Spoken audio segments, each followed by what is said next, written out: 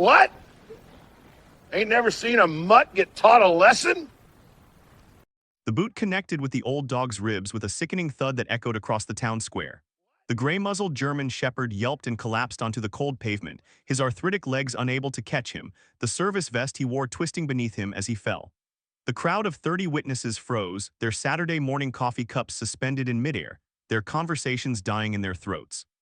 Sheriff Wade Carson stood over the fallen dog, his 240 pounds of muscle and authority blocking out the morning sun, and he laughed. He laughed because in 15 years of running Pine Ridge like his personal kingdom, no one had ever challenged him, not even once. He was untouchable, protected by his badge and the fear he'd cultivated in every resident of this mountain town. But he made one fatal mistake. He had no idea that the quiet man in the worn jacket who'd been buying supplies at the hardware store across the street was Master Sergeant Cole Grant.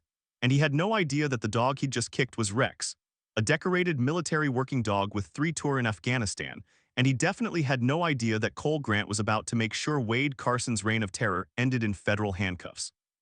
Before we begin, tell us where you are watching from, and if this story touches your heart, please subscribe for more stories of heroes who stand up for the innocent. The morning sun broke over the Cascade Mountains, painting Pine Ridge in shades of gold and amber. The small Washington town sat nestled in a valley where ponderosa pines climbed steep hillsides and morning mist clung to the streets like a living thing. It was the first Saturday of October, and the air carried that particular mountain crispness that promised snow before Thanksgiving. The scent of pine sap mixed with wood smoke from a dozen chimneys, and somewhere a chainsaw buzzed as someone cut firewood for the coming winter. Main Street stretched for exactly 4 blocks, lined with buildings that hadn't changed since the 1970s, the Evergreen Diner with its faded green awning, Miller's Hardware with its creaking wooden floors, the post office that doubled as the community bulletin board, and the sheriff's station that everyone walked past quickly, eyes down. This was a place that should have been peaceful, where neighbors knew neighbors and people helped each other through harsh winters. But peace had been absent from Pine Ridge for a long, long time. Cole Grant pulled his 15-year-old Ford pickup into a parking space outside Miller's Hardware and killed the engine. He was 40 years old, 6 feet tall, 185 pounds of lean muscle and old scars. His brown hair was cut military short, threaded with gray at the temples, and his green eyes held the 1,000-yard stare of someone who'd seen too much but processed it with discipline. He wore civilian clothes now, a canvas work jacket over a plain gray t-shirt, worn jeans, and hiking boots, but everything about the way he moved spoke of military training. His posture was perfect. His hands were steady. His eyes constantly scanned, assessed, cataloged. He'd been back stateside for 8 months after 20 years in the Army, most of it with the 75th Ranger Regiment, the last 6 as a handler with the K-9 unit. He wasn't in Pine Ridge by choice. He was here for a funeral. In the passenger seat, Rex shifted his weight and looked at Cole with brown eyes that still held sharp intelligence despite his age. The German shepherd was 11 years old, which was ancient for a military working dog. His muzzle had gone completely gray, and arthritis had settled into his hips and rear legs, making him stiff in the mornings. A long scar ran across his right shoulder from a piece of shrapnel in Kandahar. Another marked his left flank where a Taliban fighter's knife had come too close. He wore a black service vest that read "Retired Military Working Dog" in white letters, along with patches showing his unit and rank. Rex had been Cole's partner for 6 years and 4 months. They'd cleared buildings together, tracked insurgents through mountains, and saved each other's lives more times than Cole liked to count.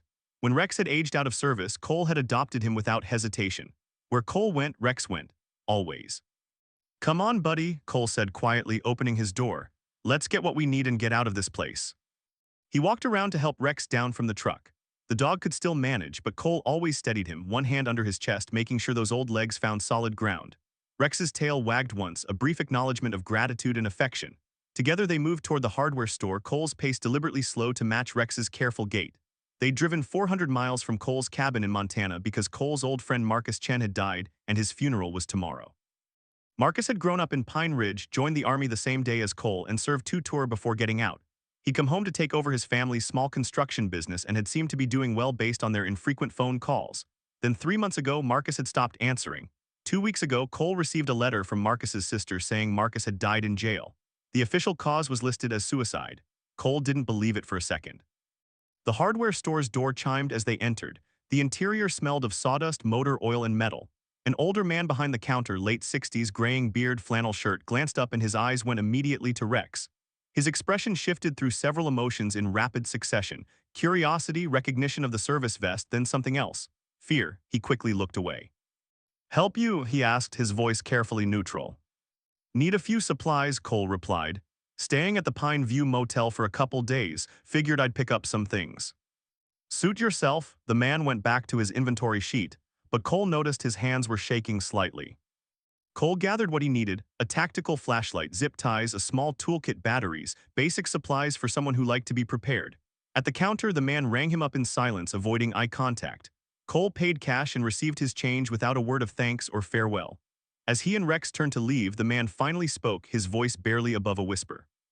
"If you're smart, you'll get your supplies and leave town. Don't draw attention, don't ask questions, just go." Cole stopped. "Why would you say that?" The man's eyes flicked to the window, then back to his inventory sheet. "Just friendly advice. Pine Ridge isn't what it used to be." Cole studied him for a long moment, then nodded once and left. Outside, the morning had grown busier. More people were out, moving between the diner and the post office, the small grocery store and the bank. But Cole noticed something odd. No one lingered. No one stood in groups chatting. Everyone moved with purpose, with their heads down, completing their tasks and disappearing. It was Saturday morning in a small town, and it felt like a ghost town inhabited by people afraid of their own shadows. The town square sat at the intersection of Main Street and Pine Avenue, a small concrete plaza with a few benches, a flagpole, and a bronze memorial statue honoring local veterans. A handful of people sat at the benches with coffee from the diner. Cole and Rex crossed toward the square, heading back to the truck. Rex was moving well this morning, his medication and the cool air helping his joints. Cole let him set the pace in no hurry. That's when the sheriff arrived. The black and white cruiser pulled up at the curb with deliberate slowness, the kind of entrance designed to draw attention. The engine idled for 10 full seconds before the door opened. Sheriff Wade Carson unfolded himself from the vehicle like a bear emerging from a cave. He was 6'4", 240 pounds, most of it muscle that was just starting to soften into his mid-50s. His face was broad and weathered, with a scar across his left eyebrow and cold blue eyes that swept the square with casual arrogance. His brown uniform was tailored tight to show his build, and his badge caught the morning sun.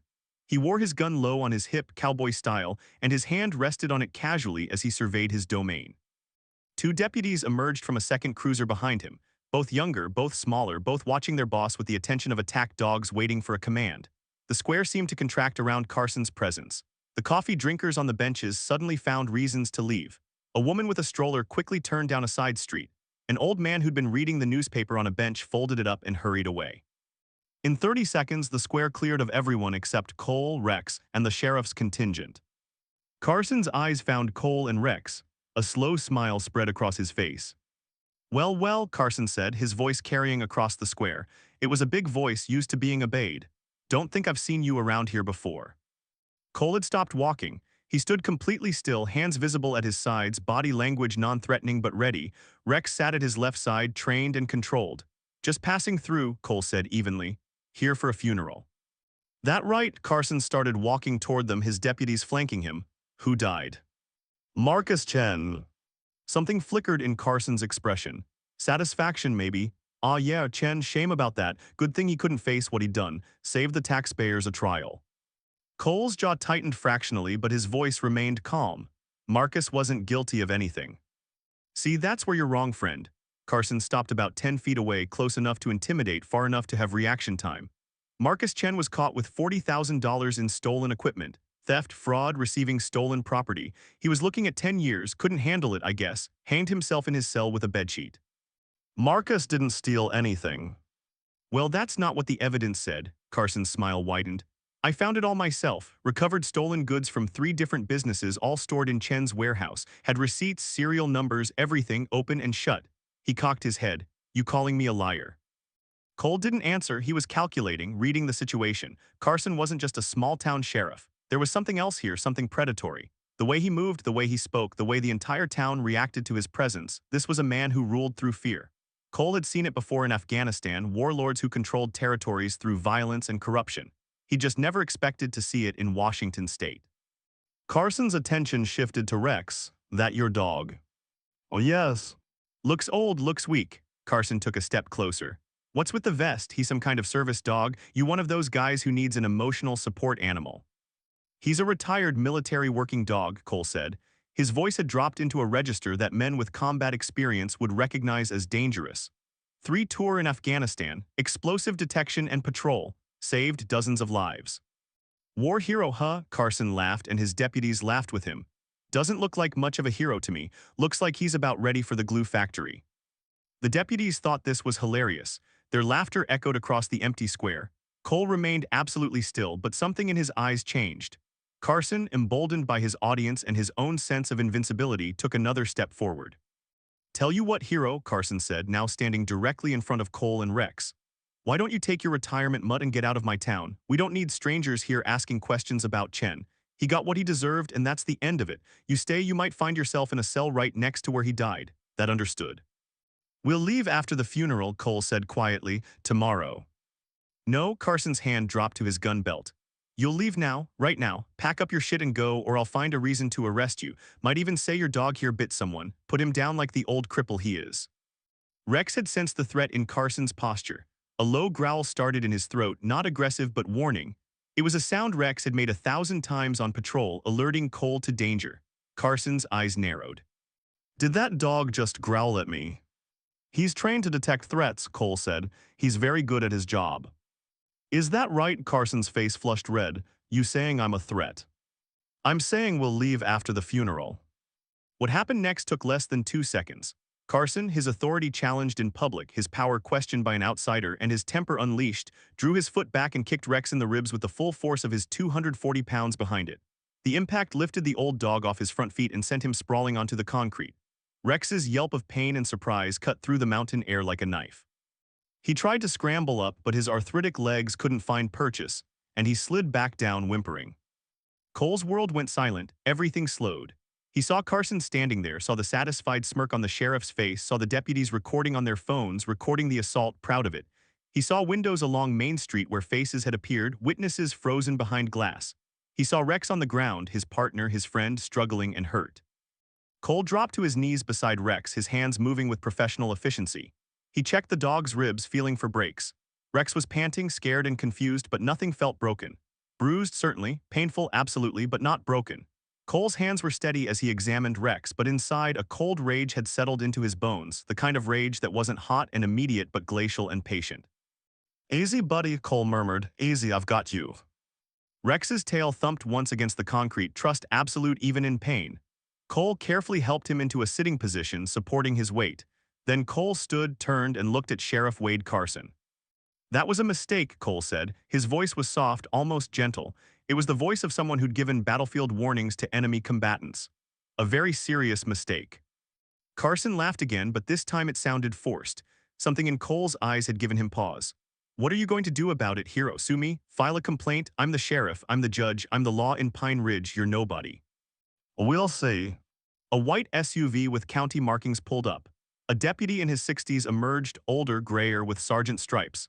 He took in the scene, Carson standing aggressive, Cole kneeling beside an injured dog, the empty square.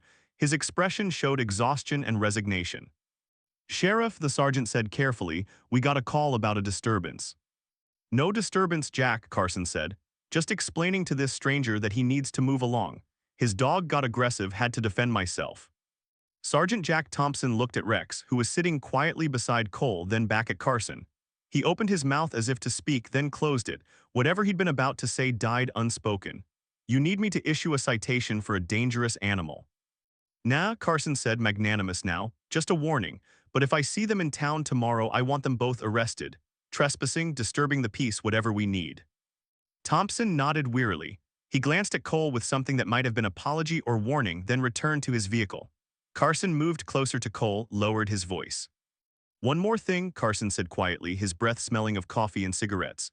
"Marcus Chen died because he stuck his nose where it didn't belong. He found out things he shouldn't have. I made an example of him. You follow. So if you're thinking about playing detective, about asking questions, about being a hero, remember what happened to your friend. Remember what happens to people who cross me in my town." Carson stepped back, smiled his big public smile, tipped his hat to the windows where witnesses watched, and sauntered back to his cruiser. His deputies followed. They pulled away slowly, Carson's hand hanging out the window in a casual wave, leaving Cole and Rex alone in the center of the square. Cole pulled out his phone and took 3 photos: the square where the assault occurred, Rex's injury, and the direction Carson's vehicles had gone.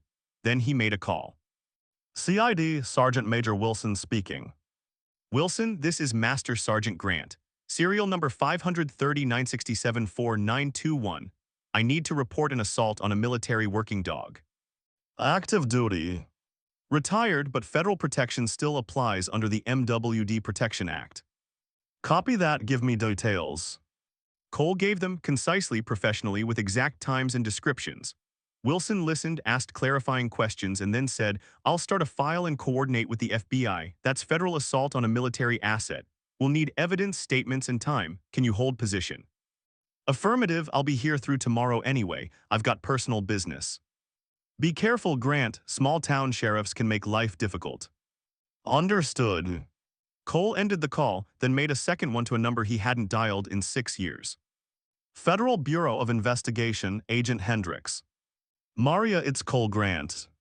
A pause. Cole, Jesus, it's been forever. What's wrong? I need a favor. I'm in Pine Ridge, Washington.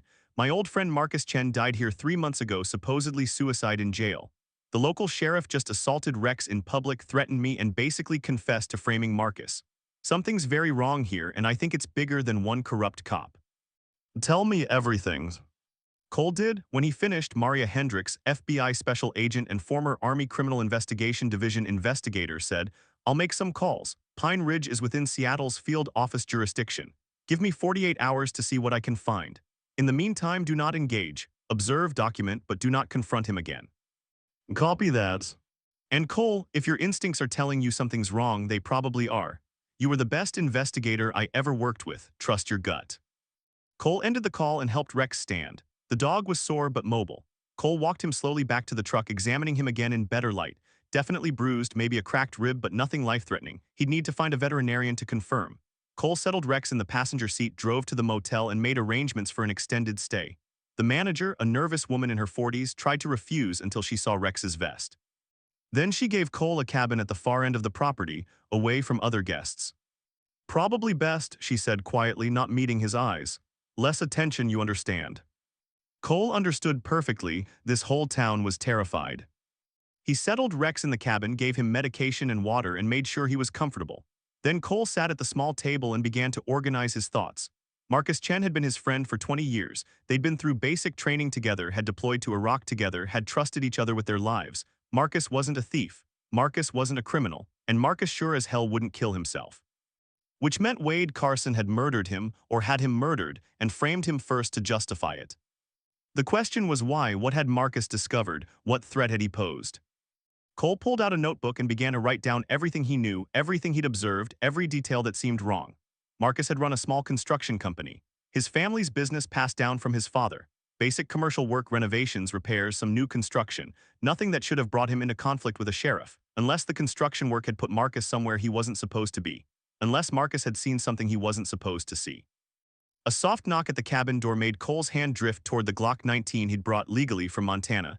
He moved to the door, checked the peephole. A woman stood outside, mid-30s, brown hair pulled back in a ponytail, wearing jeans and a windbreaker. She looked nervous, glancing over her shoulder repeatedly. Cole opened the door partway, body blocking the entrance. Can I help you? Are you Cole Grant? Her voice was quiet, urgent. Who's asking? My name is Sarah Mills. I work at the county administrative office. I process paperwork, file reports, that kind of thing. She glanced behind her again. Can I come in, please? I can't be seen talking to you out here. Cole considered, then stepped back. Sarah entered quickly and Cole closed the door. She looked at Rex, who was resting on the bed, and her expression softened. Is he okay? I saw what happened. I was in the post office. Everyone saw. He'll be all right. What do you want, Ms. Mills? I knew Marcus Chen. He was a good man. What they said he did, it was all lies, all of it. She reached into her jacket and pulled out a small flash drive. I've been collecting evidence for 2 years, ever since I figured out what Sheriff Carson was doing, but I was too scared to do anything with it. I have a daughter. If Carson found out. She held out the drive. But you're military, you have connections, you can actually do something. Cole took the drive. What's on this? Everything I could find: financial records, property transfers, purchase orders, reports that were filed and then disappeared. Carson is running a protection racket, has been for 15 years. Every business in Pine Ridge pays him a monthly fee for protection. If they don't pay, bad things happen. Break-ins, vandalism, sudden health inspections that shut them down. If they complain, they get arrested on false charges. She wrapped her arms around herself. Marcus found out because Carson was demanding payments from his construction business. Marcus refused, said he'd report it to the state police. A week later, Carson found stolen equipment in Marcus's warehouse. 2 weeks after that, Marcus was dead.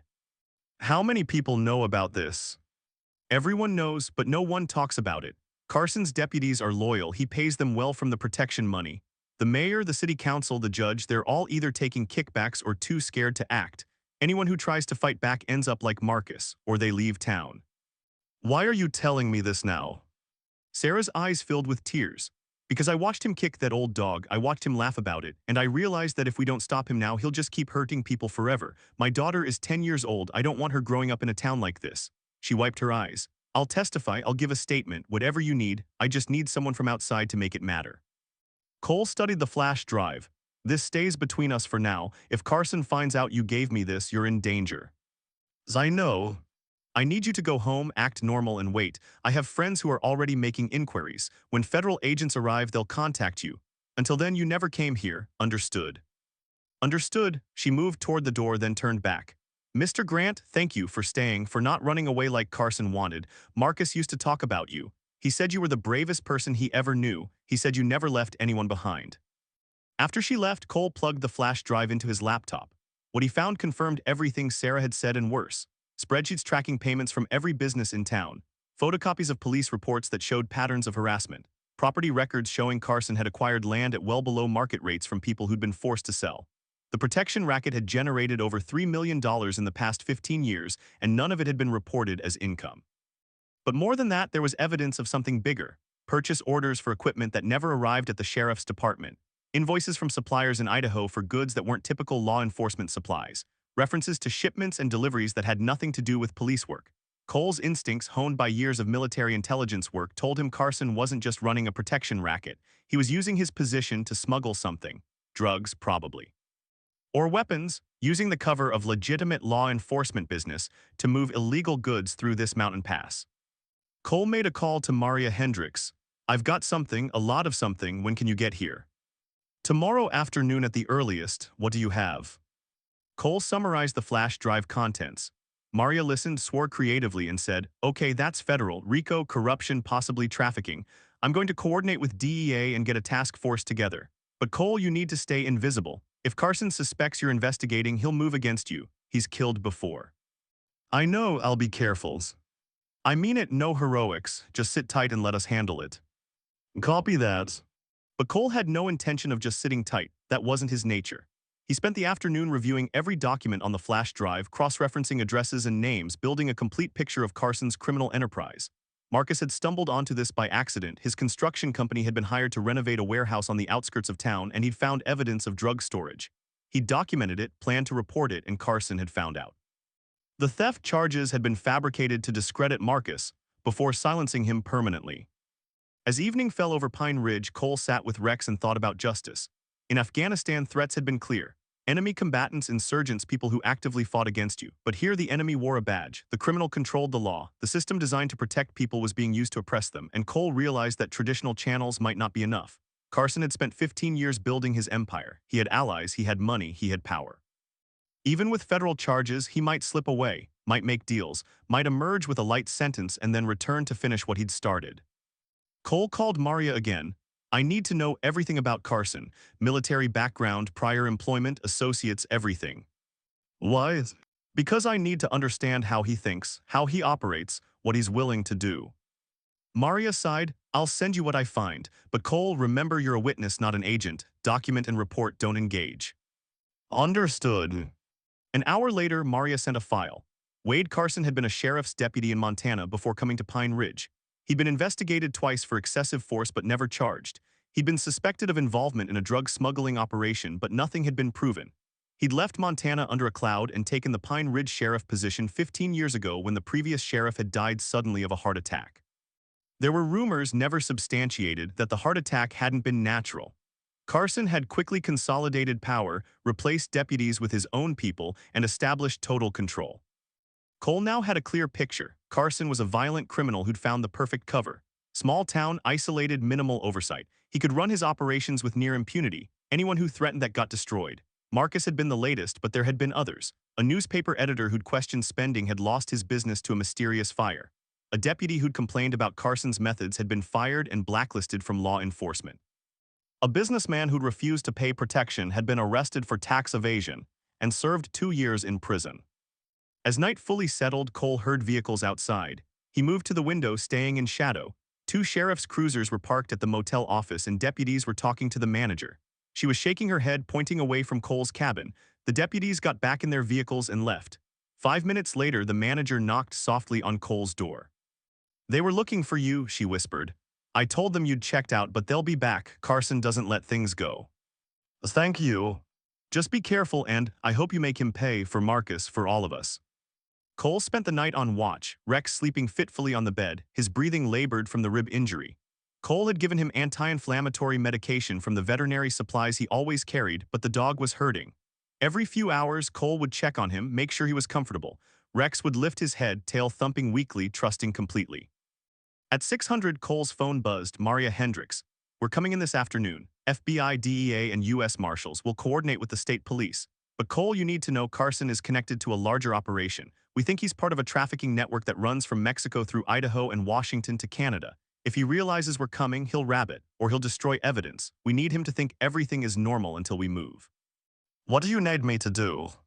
"Attend that funeral, be visible. Let him think he scared you off from investigating, then disappear tomorrow morning before we arrive. We don't want you in the line of fire." "Negative, I'm staying until this is done." "Cole, he assaulted Rex, he murdered my friend, I'm seeing this through." A long pause. "Fine, but you stay back when we move, clear." "Clear." The morning of Marcus Chen's funeral arrived cold and gray, with low clouds obscuring the mountain peaks. Cole dressed in his service uniform, Class A's with all his ribbons and badges.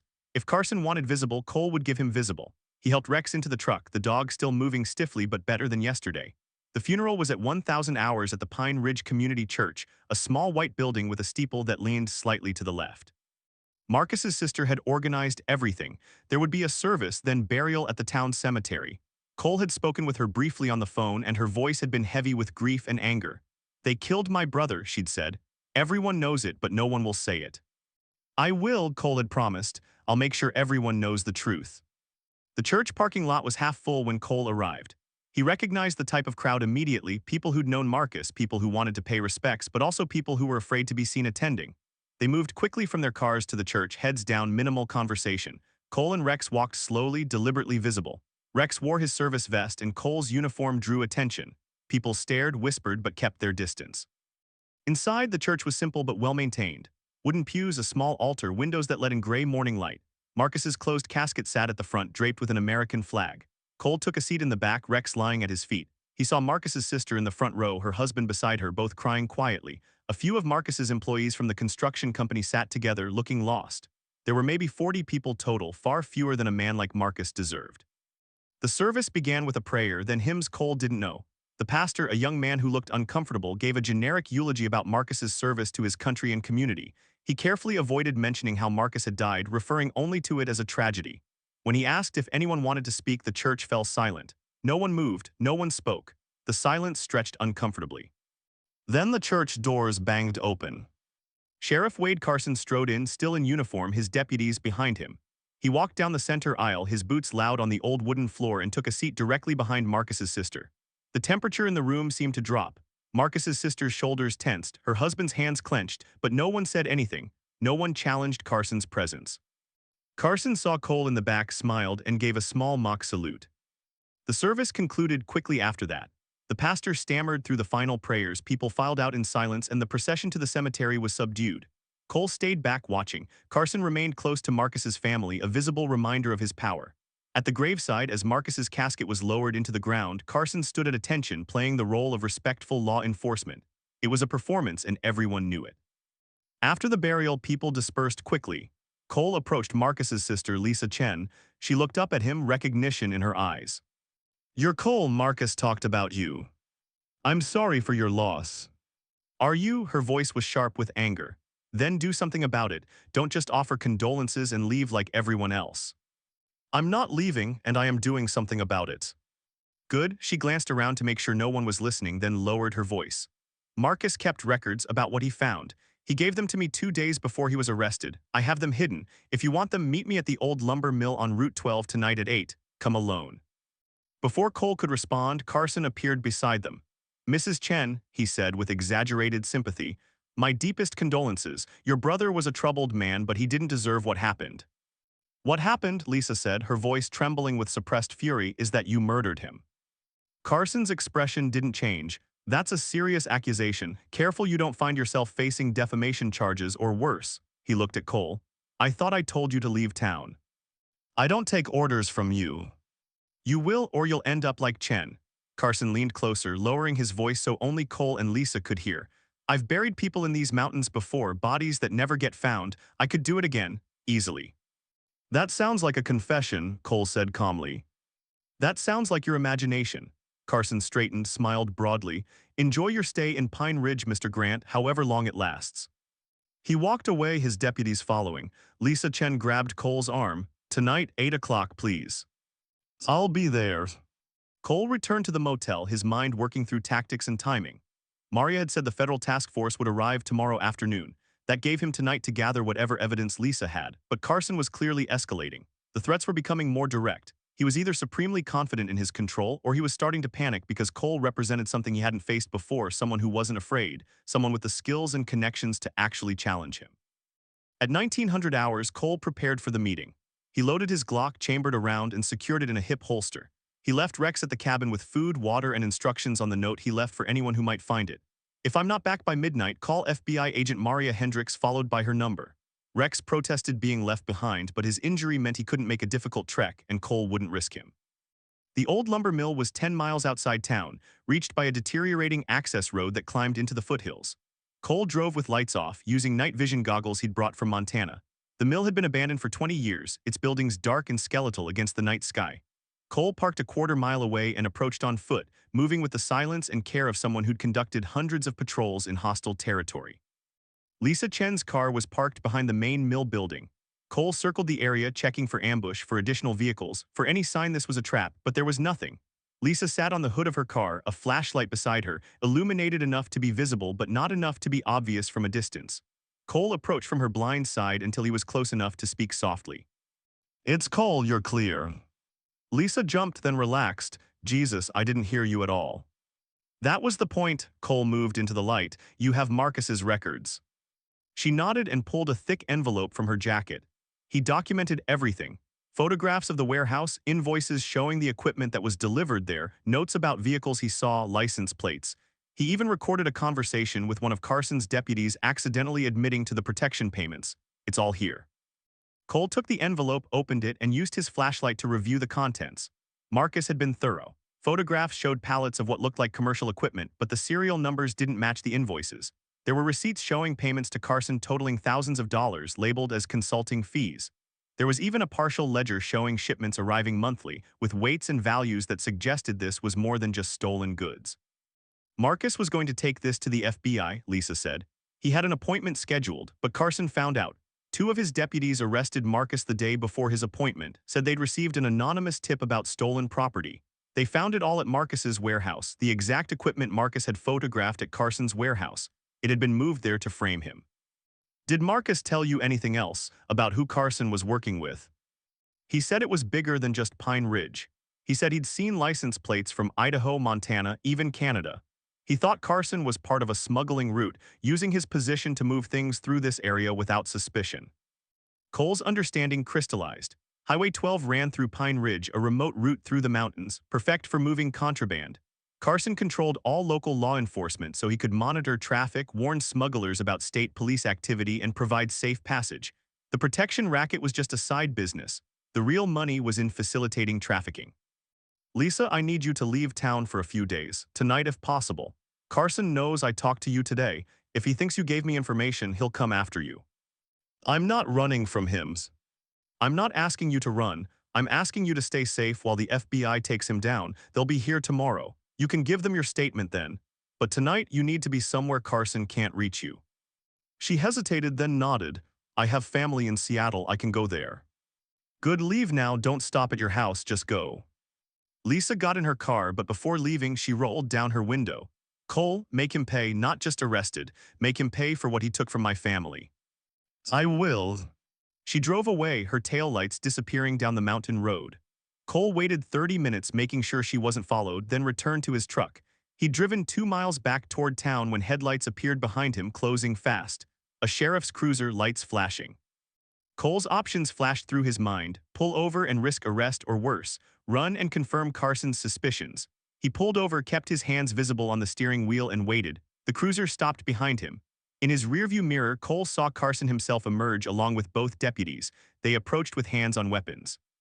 Carson knocked on the window. "Step out of the vehicle." Cole complied, moving slowly and deliberately. "What's the problem, Sheriff?" "Your tail light is out. That's a citation offense." "My tail light is working fine." "Not anymore." One of the deputies walked to the back of Cole's truck and smashed the tail light with his baton. "See? Broken, dangerous. I'm going to have to impound your vehicle and issue a citation." Cole understood immediately. Carson was trapping him in Pine Ridge, preventing him from leaving, isolating him. Without his vehicle, Cole's mobility was limited. Carson could control his movements, monitor him more easily. "You can't impound a vehicle for a broken tail light."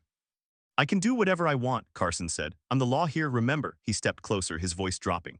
"I know you met with Lisa Chen tonight. I know you're collecting information. I know you're planning to cause trouble. So here's what's going to happen. Your truck gets impounded. You're going to stay at that motel under my supervision. And tomorrow morning, you're going to pack up your dog and leave Pine Ridge. If you don't, I'll find a reason to arrest you. And once you're in my jail, well. We all saw what happened to Marcus Chen. You're threatening to kill me." "I'm promising to do whatever is necessary to protect my town from troublemakers." Carson smiled. "Your choice, leave tomorrow or end up in a cell or worse." A tow truck arrived, suspiciously quick, as if it had been prepositioned. The deputies hooked up Cole's truck and towed it away. Carson got back in his cruiser and they all drove off, leaving Cole standing on the side of the dark highway. Cole pulled out his phone and called Maria. "He's escalating. He just impounded my vehicle and threatened to jail or kill me if I don't leave tomorrow." "Then leave, get out of there, we'll handle it from here."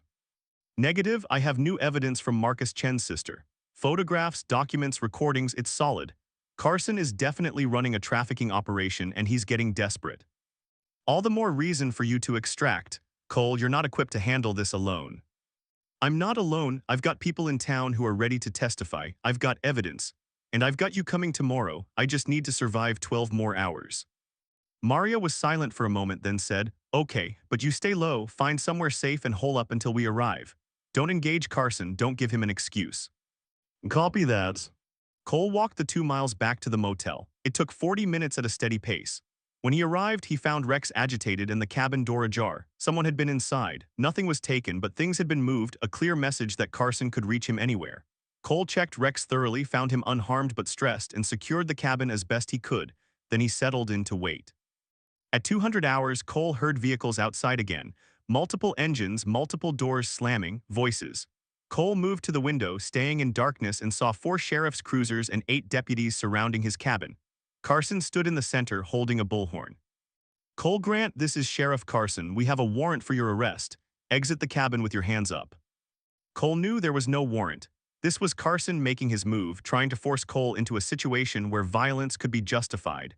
Cole also knew that if he went into Carson's custody, he'd never come out alive. He had maybe 10 seconds to make a decision. Cole grabbed his phone, hit record, and placed it on the windowsill facing outside. Then he opened the door, hands empty and visible. "What are the charges?" "Trespassing, interfering with a police investigation, and suspicion of conspiracy to commit drug trafficking." Carson's smile was visible even in the darkness. "Same charges we got Chen on. Funny how that works." "I haven't done any of those things." "Evidence says otherwise. We received an anonymous tip that you've been conducting surveillance on law enforcement officers, meeting with known criminals and conducting suspicious activities. That's enough for an arrest. Now you can come quietly or we can make this difficult." "I want to call my lawyers." "You can call your lawyer from the station after booking. Let's go." 2 deputies moved forward to handcuff Cole. He didn't resist, but he also didn't make it easy, keeping his body angled so the phone camera would capture everything. As the handcuffs clicked on, Carson stepped closer. "You should have left when I told you to," Carson said quietly. "Now you're going to disappear just like Chen, and your dog, he's going to the pound. Vicious animal bit a deputy, has to be put down, shame." That's when Cole smiled. "You're confessing on camera." Carson's expression froze. "What?" "My phone, it's been recording this entire conversation. Everything you just said, every threat, every admission. It's all being live-streamed to my cloud backup." Carson's face went purple with rage. He lunged for the phone, but Cole had positioned it carefully. By the time Carson reached it, the recording was already uploaded and distributed. Carson smashed the phone against the cabin wall, but it was too late. You son of a Carson drew his weapon, pointing it at Cole's chest. His hand shook with fury. Several deputies looked uncertain, uncomfortable with the escalation. One, the older Sergeant Thompson, stepped forward. Sheriff, maybe we should. Shut up, Jack, this bastard is threatening everything. We end this now. You end it now and federal agents will know exactly who did it, Cole said calmly. That recording is already in FBI hands. They're probably watching this right now. You shoot me, you're done, not just arrested. You'll face federal murder charges, death penalty. You willing to die to keep your empire? Carson's finger was on the trigger, his face contorted with rage and indecision. The deputies around him were frozen, waiting to see what he'd do. The moment stretched, taut as a wire. Then a new voice cut through the night. Federal agents, everyone drop your weapons now. Headlights blazed from the access road. 3 black SUVs roared into the motel parking lot, followed by 2 state police cruisers. Agents in FBI windbreakers and U.S. Marshal vests poured out, weapons drawn, tactical lights illuminating the scene. Maria Hendricks stepped out of the lead vehicle, her badge held high. I'm Special Agent Maria Hendricks, FBI, Sheriff Wade Carson. You are under federal investigation for corruption, trafficking, and conspiracy.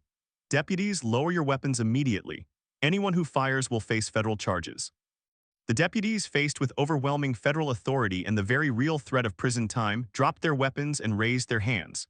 Carson stood frozen, his gun still pointed at Cole, his mind clearly racing through options and finding none. Cole met his eyes and spoke quietly. It's over, Wade, you're done. Carson's hand trembled. For a moment, Cole thought he might actually pull the trigger, might take Cole with him in one final act of violence. Then his shoulders sagged and the gun lowered. A U.S. Marshal moved in quickly, took the weapon, and secured Carson's hands behind his back with federal handcuffs. Wade Carson, you're under arrest for violations of federal law, including the Hobbs Act, RICO statutes, and conspiracy to commit drug trafficking. You have the right to remain silent. Maria walked to Cole's. You all right? Fine, where did you come from? You said tomorrow afternoon. I lied, figured Carson would make a move if he thought you were alone. We've been staged 5 miles out since 2100 hours. When we saw your live stream start, we moved in. She looked at Carson, now being loaded into a federal vehicle. Nice work with the phone. That confession is going to make the prosecution very easy. Sergeant Jack Thompson approached, looking exhausted and relieved.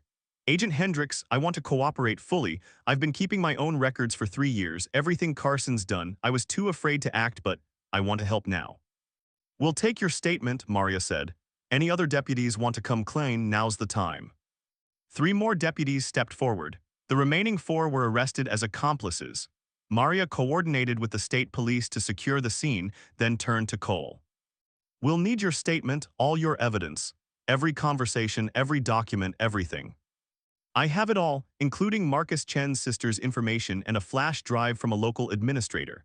Complete financial records of Carson's operation. Perfect, we'll process it all. Maria looked at Rex, who was watching everything with alert but calm attention from the cabin doorway. How's the war hero?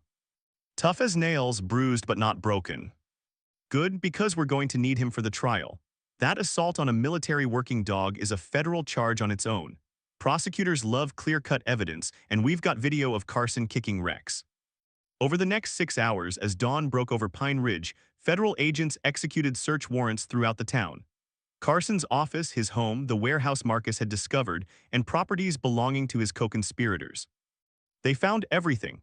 Ledgers detailing 15 years of protection payments, evidence of drug shipments moving through the town, records of Carson's contacts in a larger trafficking network, and proof that Marcus Chen had been murdered. Forensic evidence showed the suicide had actually been strangulation, staged to look like hanging. Lisa Chen returned to town and gave her statement.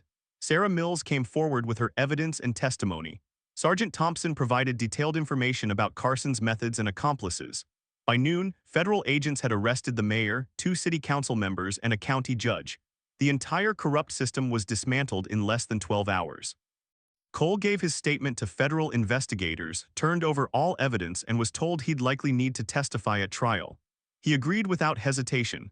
Then Maria pulled him aside. There's something else. When we searched Carson's home, we found files. He kept files on anyone he considered a threat. There was one on Marcus Chen and one on you. On me, we'd never met before this week. He knew about you before you arrived. Marcus must have mentioned you, his old army buddy, the Ranger. Carson saw you as a potential threat if Marcus ever reached out. He had plans to neutralize you if you ever came to Pine Ridge. You walking into town after Marcus died, asking questions, kicking his dog, all his threats, those weren't spontaneous. He'd been preparing for the possibility of you for months. So he was always going to try to kill me. Yes, the moment you arrived, you were a dead man walking. He just needed the right opportunity. Maria smiled grimly. Good thing you're hard to kill. 2 days later, Cole stood in the Pine Ridge town square, the same place where Carson had assaulted Rex. But now everything was different. The square was filled with people, not frightened, hurrying people, but people who stood openly, talking, even laughing. News crews from Seattle had descended on the town, covering the massive federal bust. The story of a corrupt sheriff's 15-year criminal enterprise brought down by a veteran and his military dog had gone viral. Rex wore his service vest and sat calmly at Cole's side, while reporters asked questions and cameras recorded. So you came for a funeral, one reporter said, and ended up exposing an entire criminal network. I came for my friend, Cole corrected. Everything else followed from that.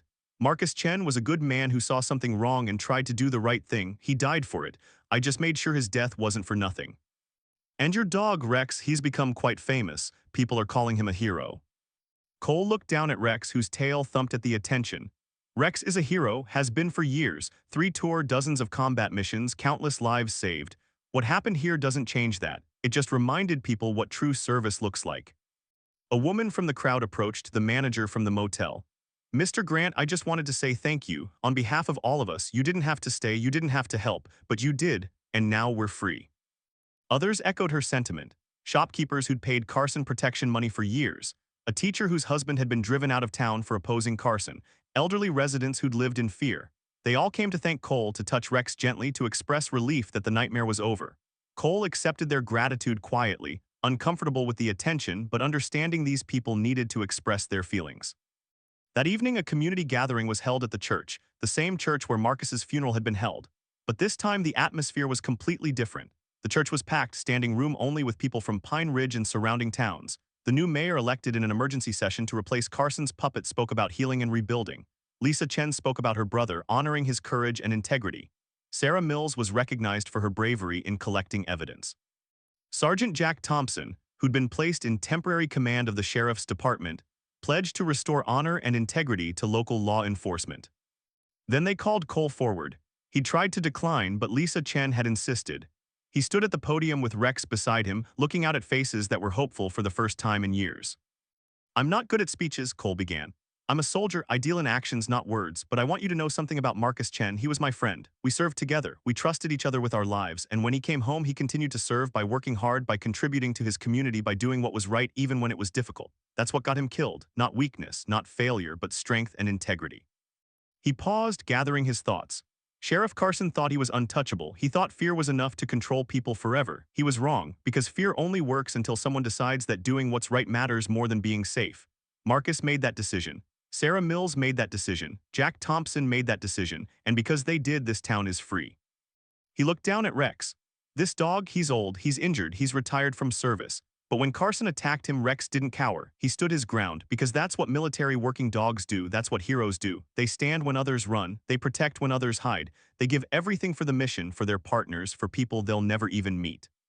Cole's voice hardened slightly. Carson thought kicking an old dog would make him look powerful. Instead, it revealed exactly what kind of coward he was. Real power isn't about fear and violence. Real power is standing up for what's right no matter the cost. That's what Marcus did. That's what you're all doing now by reclaiming your town. And that's what I hope you'll continue to do, not just today, but every day. Stand up, speak up, protect each other. That's how you honor Marcus's memory. That's how you make sure people like Carson never take control again. The church erupted in applause. People stood, some crying, others cheering. Rex remained calm as he always did, a solid presence beside Cole. As the gathering concluded and people filed out, many stopped to thank Cole personally, to pet Rex, to share their own stories of Carson's oppression. Cole listened to each one, bearing witness to their experiences, acknowledging their pain. Later that night, Cole returned to the motel cabin. Federal agents had released his truck and he'd loaded his minimal possessions. He sat on the bed, Rex beside him, and pulled out his phone. A text from Maria. Trial is set for 4 months from now. Carson's being held without bail. His entire network is being rolled up across 3 states. You did good work. Cole typed back, Marcus did the work, I just finished it. Either way, justice is served. See you at the trial. Cole looked at Rex, who was resting more comfortably now, the rib injury healing well. The dog's eyes met his and Cole smiled. What do you think, buddy? We did all right. Rex's tail thumped against the bed. Yeah, I think so too. The next morning, Cole prepared to leave. He'd said his goodbyes to Lisa Chen, to Sarah Mills, to Jack Thompson, and the others who'd stood up. The town of Pine Ridge was beginning its healing process, and Cole's presence was no longer needed. But as he loaded the truck, Sergeant Thompson approached. Mr. Grant, before you go, the department wanted to do something to honor Rex for his service and for what happened here. Thompson pulled out a small wooden box. Inside was a medal, a custom-made law enforcement commendation, engraved with Rex's name and service record, honoring him as hero of Pine Ridge. Cole felt his throat tighten as Thompson pinned it to Rex's vest. Thank you, Cole managed. He's earned it. So have you, we'll need a new sheriff eventually. Someone who knows law enforcement, who has integrity, who can rebuild what Carson destroyed. If you ever decide you want the job. Cole smiled and shook his head. I'm not a politician, I'm not management, I'm a soldier, but I appreciate the offer.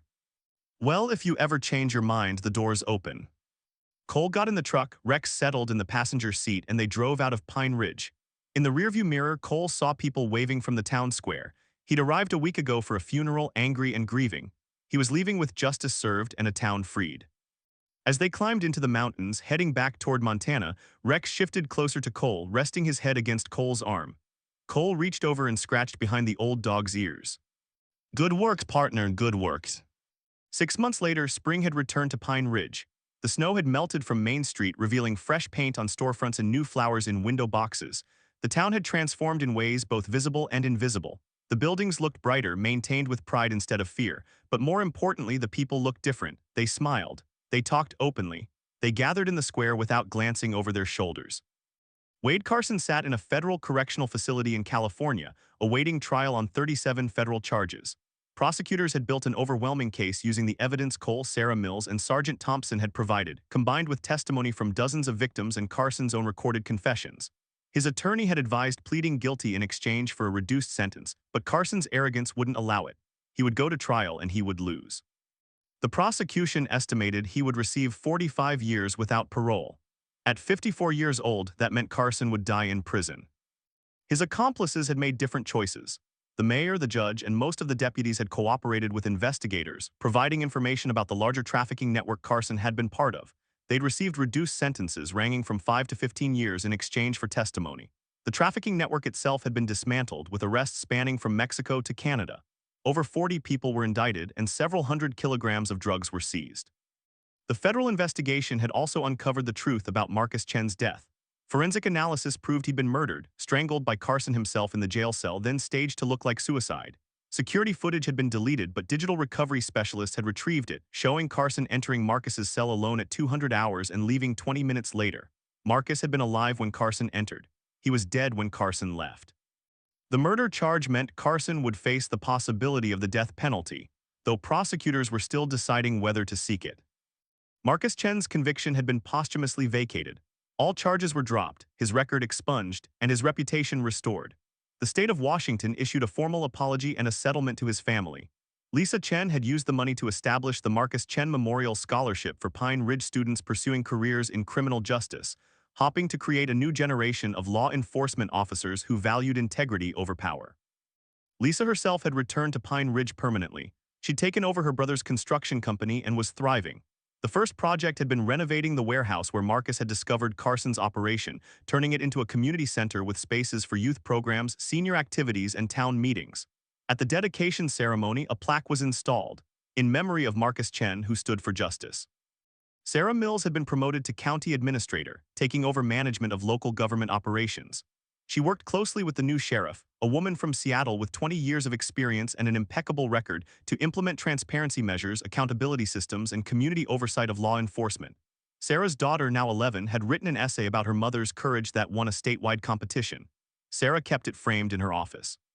Jack Thompson, the deputy sergeant who'd finally stood up to Carson, had been offered the sheriff position but declined. "I'm a deputy," he'd said. "I'm good at following orders and supporting my boss. What we need is someone who can lead." But he'd been promoted to undersheriff, second in command, where he could use his institutional knowledge to rebuild the department properly. He'd quietly attended therapy to address the guilt he carried about not acting sooner, understanding that while he couldn't change the past, he could make better choices in the future. The whistleblower Carson's ex-wife, who provided crucial financial records, had relocated to Oregon with her children under a new name. Federal witness protection had deemed it unnecessary once Carson was incarcerated, but she'd chosen to start fresh anyway. She'd sent Cole a letter thanking him for making it safe for her to finally do the right thing. I was married to a monster for 15 years, she wrote. I told myself I was protecting my kids by staying silent. But really, I was just scared. Thank you for being brave enough to do what I couldn't. And Rex, the old German shepherd, had become something of a celebrity. News stories about the war hero dog who took down a corrupt sheriff had circulated nationally. Rex had been honored by multiple veterans organizations, had been invited to the Pentagon for recognition, and had even attended a congressional hearing on military working dog welfare. Through it all, he remained the same calm, dignified presence he'd always been, more interested in Cole's attention than any medals or cameras. The rib injury had healed completely, though Rex moved more slowly now at 11 and a half years old. His arthritis was managed with medication and regular swimming therapy. Cole had settled back into his Montana cabin, splitting his time between woodworking, consulting work for military K-9 training programs, and caring for Rex. They took slow walks through the mountains, Rex setting the pace, Cole matching it. Every evening they sat on the porch and watched the sunset, two old soldiers enjoying peace they'd both earned. Cole had returned to Pine Ridge 3 times since Carson's arrest, once for a deposition, once for the community center dedication, and once just to check on people. Each visit he'd seen continued healing. The town was finding its identity again, remembering what it had been before Carson's reign of terror and imagining what it could become. Small towns were resilient like that. They could bend under pressure, but they rarely broke completely. And once the pressure was removed, they could spring back stronger than before. On a particularly warm spring afternoon, Cole received a package. Inside was a leather-bound book, a photo album Lisa Chen had assembled. It contained pictures of Marcus throughout his life, as a kid in Pine Ridge in Army uniform beside Cole, running his construction business, and finally at various town events, always smiling, always engaged with his community. The last page held a photo from the community center dedication, showing the memorial plaque with a handwritten note from Lisa. Thank you for giving my brother justice. Thank you for showing Pine Ridge what courage looks like. Thank you for proving that one person standing up for what's right can change everything. Marcus would have been proud to call you his friend. I'm proud to call you family. You and Rex are always welcome here. Cole set the album beside his collection of military photos. Marcus Chen's face looked out from the leather binding, forever young, forever smiling. Cole raised his coffee cup in a silent toast to his friend, to all the friends he'd lost, to everyone who'd stood up when it mattered. Rex, lying at Cole's feet on the porch, lifted his head and looked at Cole with those intelligent brown eyes. His tail thumped once against the wooden planks. Cole reached down and stroked the old dog's graying head. We did good, partner, Cole said quietly. Marcus would have been proud of you too. Rex's tail thumped again, then he laid his head back down, content. Around them, the Montana mountains stretched in every direction, vast and peaceful. Birds sang. Wind rustled through the pines. The world kept turning as it always did, but maybe just a little bit better than before, a little more just, a little more right. Because one man had stood up, and one old dog had stood beside him. And together, they'd reminded people that courage still mattered, that justice still existed, and that good could still triumph over evil. All it took was someone willing to stand their ground when it counted most. If this story of courage and justice touched your heart, please subscribe for more true stories of veterans protecting their communities and everyday heroes standing up for the innocent. Share this video with someone who needs to hear that good triumphs over evil and that one person can make a difference. And comment below which moment inspired you most. We pray that God blesses every person watching this. We pray for strength for those fighting their own battles and courage for those facing injustice. We pray for protection for the vulnerable in our communities and hope in dark times. And we pray that the spirit of heroes like Cole, Grant, and Rex lives in all of us, that we never stop fighting for what's right, and that we protect those who cannot protect themselves. If you believe that courage matters, if you believe that one person standing up can change everything, if you believe that God watches over those who fight for justice, write Amen in the comments below. Thank you for being part of this community. Thank you for believing in justice. Stay strong, stay faithful, and God bless you all.